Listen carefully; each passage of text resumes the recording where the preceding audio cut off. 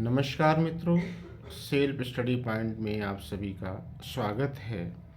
आज हम शिक्षा मनोविज्ञान के जिस टॉपिक पर बात करने जा रहे हैं उस टॉपिक से प्रत्येक परीक्षा में जो मनोविज्ञान से संबंधित है उसमें 1 से 2 प्रश्न अवश्य पूछे जाते हैं।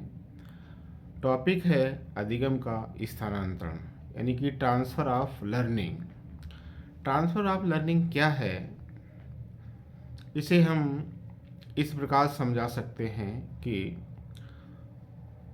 एक परिस्थिति में सीखा हुआ ज्ञान यदि हम दूसरी परिस्थिति में उसका उपयोग कर लेते हैं तो ट्रांसफ़र ऑफ लर्निंग कह सकते हैं। ये ट्रांसफ़र ऑफ लर्निंग 2 प्रकार का हो सकता है।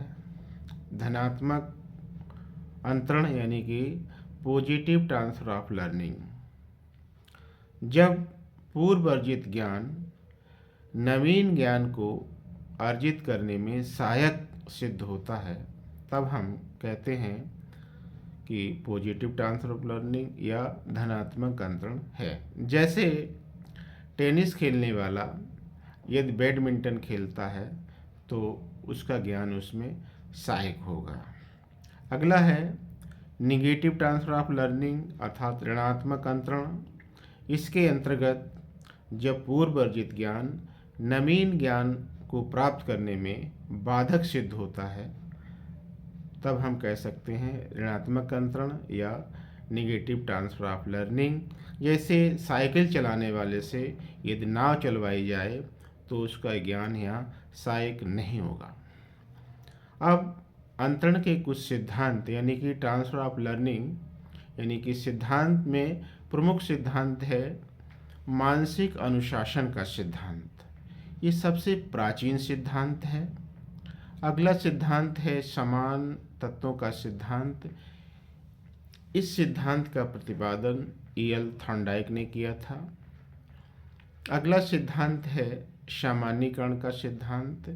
इसका प्रतिपादन 1908 में C.S. जुड ने किया था। अगला सिद्धांत जो है वो आरोहण का सिद्धांत है। इसे गेस्टाल्टवादियों ने दिया। अब बात करते हैं कि अधिगम का स्थानांतरण किन दशाओं में, किन परिस्थितियों में हो सकता है। वो कौन कौन सी दशाएं हैं जिनमें अधिगम का ट्रांसफ़र अच्छी तरह से हो सकता है। उसके लिए कुछ परिस्थितियां आवश्यक हैं, जैसे कि सीखने वाले की इच्छा। जब तक सीखने वाले की इच्छा नहीं होगी तब तक अधिगम का ट्रांसफ़र ठीक प्रकार से नहीं हो सकता। दूसरा, सीखने वाले की मानसिक योग्यता कितनी है इस पर ये निर्भर करती है। अगला, सीखने वाले की शैक्षिक उपलब्धि कितनी है इस पर भी ट्रांसफ़र ऑफ लर्निंग निर्भर करता है। सीखने वाले में सामान्यीकरण की क्षमता योग्यता है या नहीं, इन परिस्थितियों पे भी निर्भर करता है। अगला, विषय वस्तु कैसी है, किस प्रकार की है जिसका अधिगम का स्थानांतरण ठीक प्रकार से हो सकता है या नहीं हो सकता है, इन परिस्थितियों पे ये निर्भर करता है।